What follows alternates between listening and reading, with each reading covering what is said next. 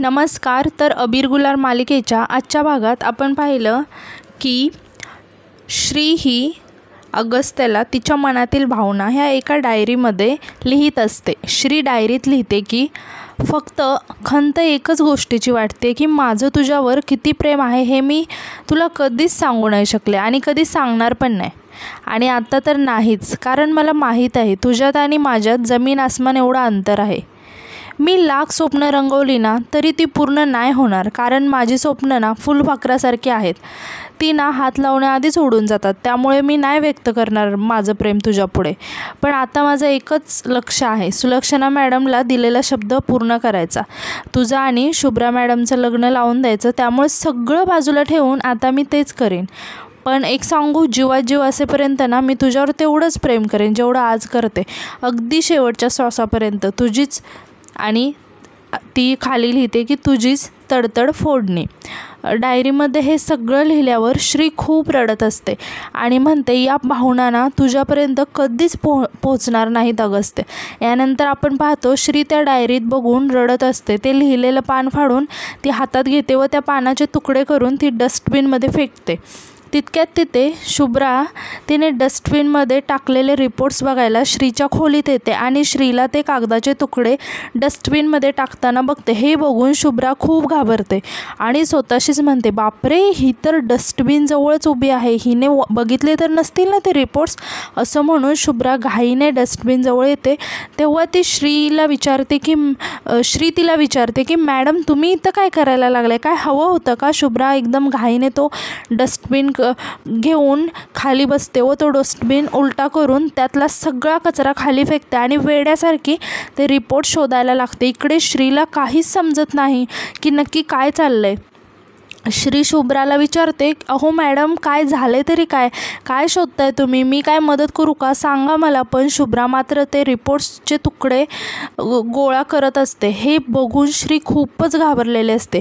तिला वाटतं तिने अगस्त्यसाठी तिच्या मनातील भावना ज्या पानावर लिहून ठेवल्यात ते पान फाडून टाकलेलं तुकडे शुभ्रा शोधते. हे बघून श्री स्वतःशीच म्हणते, आई अंबाबाई, शुभ्रा मॅडम तर सरळ त्या कचऱ्याच्या डब्यात शोधाशोध करायला लागल्यात. नाही, जर मी लिहिलेलं त्यांच्या हाती लागलं ना तर त्यांना हेच जर बघायचं असेल तर नाही, म्हणजे त्यांना संशय तर आला नसेल ना. तितक्यात शुभ्रा एक कागदाचा तुकडा घेऊन बघते आणि श्रीकडे रागाने बघते. श्री हे बघून तर चांगलीच घाबरते. शुभ्रा तो कागदाचा तुकडा घेऊन वाचायला लागते. कागद ना फाटल्यामुळे शुभ्राला एक शब्द दिसत असतात. त्यामुळे शुभ्रा त्यातील ते शब्द वाचते. अगस्त्य, प्रेम, स्वप्न. तितक्यात श्री शुभ्राच्या हातातून तो कागदाचा तुकडा खेचते आणि म्हणते, तुम्ही काय शोधताय, काय हरवले आहे का.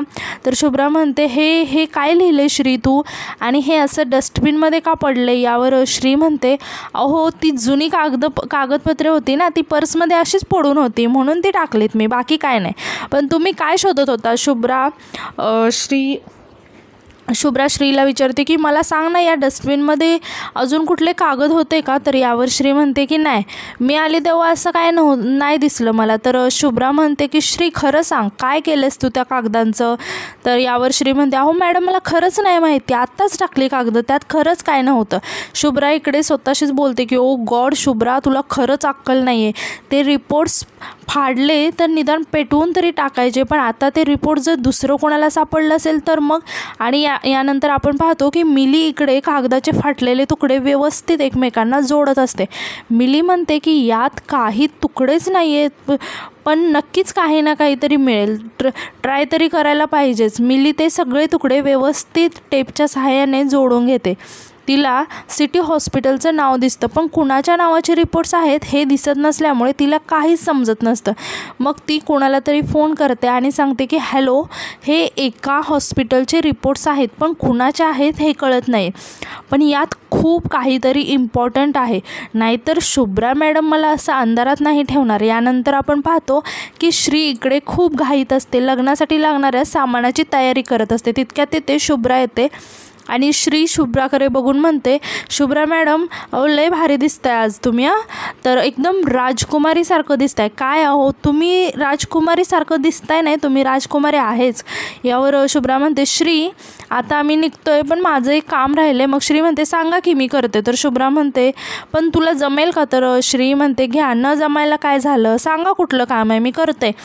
तर शुभ्रा म्हणते की माझे काही आउटफिट्स आहेत ते डिझायनरकडून घेऊन ये, मी ड्रायव्हर आणि गाडी ठेवून जाते, तू ये मागून ते सगळं घेऊन. तर श्री म्हणते, चालतंय की. मग भारती तिकडून येते आणि घाईघाईत म्हणते, छकुली झालं तुझं, चल लवकर. मग शुभ्रा विचारते, हो पण बाबा कुठे आहेत? यावर ते आधीच पुढे गेलेत असं भारती सांगते आणि चल चल पटकन म्हणून त्या पुढे निघून जातात. यानंतर श्री स्वतःशीच बोलते की आई अंबाबाई सगळं नीट होऊ दे, कसलीच अडचण नको येऊ.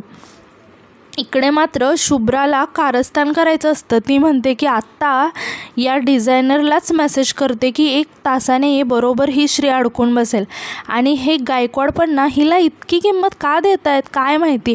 पाहिलं काय हिच्यात सतत आपलं श्री श्री श्री चालूच असतं यांचं. ठीक आहे यांना ते हवे असेल पण मला तिची सावलीसुद्धा नको आहे. तितक्या शुभ्राचा फोन वाजतो आणि एक मुलगी श्रीला विचारते, मॅम तुम्हाला ते रिपोर्ट्स मिळाले का? मी सिटी हॉस्पिटलमधून बोलते. यानंतर शुभ्रा श्रीपासून लांब जाते बाहेर आणि म्हणते की हो डॉक्टरने मला पाठवलेत रिपोर्ट्स, त्या बावडसोबत, आय मीन त्या तुमच्या नर्ससोबत. तर हॉस्पिटलमधून फोन केला असं सांगणारी मुलगी दुसरी तिसरी कोणी नसून ती मिलीच असते.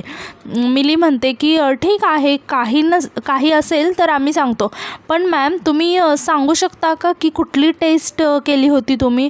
तर शुभ्रा म्हणते, हे बघ तुझं काम आहे ना तेवढंच करायचं आणि काय होतं काय नाही सगळं डॉक्टरला माहीत आहे आणि मी ही माहिती कोणालाही सांगू शकत नाही. आणि या टेस्टबद्दल कुणी काही विचारायला आलं तरी त्यांना कुठलीही इन्फॉर्मेशन द्यायची नाही. तसंही कुणी येणारच नाही आहे. आली तर एक बाई येऊ शकते पण त्या बाईला यातलं काही सांगायचं नाही. जर का सांगितलं तर तुम्हाला सोडणार नाही, समजलं? तुमच्या त्या डॉक्टरला अलर्ट राहायला सांगा, मी खूप पैसे मोजले त्यासाठी, त्यामुळे लक्षात ठेवा, असं म्हणून ती फोन ठेवते. इकडे मिली विचार करते की काय बोलत होती ही आणि कोण बाई, ती बाई हिच्या का मागे लागले, खूप पैसे मोजलेत म्हणजे नक्कीच काहीतरी मोठं आहे, म्हणूनच ही माझ्यापासून लपवते.